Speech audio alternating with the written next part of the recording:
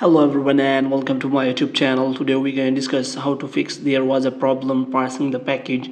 For example, if you install an app from an APK file and you see this kind of error, then how you can fix that.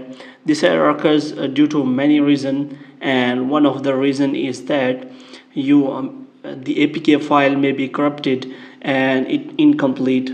So first of all, what you have to do, you have to simply check you have downloaded the correct or complete APK file. So you have to check your downloads, and after that what you have to do, you have to check whether that APK file is compatible with your device or not.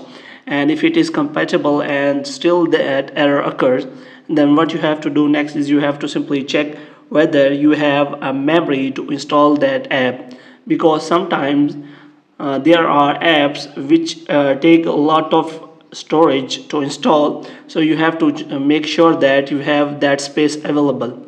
And if the problem is still there, then what you have to do, you have to simply install that app of the latest version, which means you have to install the latest version of that app. For this, what you have to do, you have to simply open the Chrome or any kind of browser you have, and after that you have to simply search for that app in the browser, and you have to install that APK file which supports your device. In this way you can solve that error.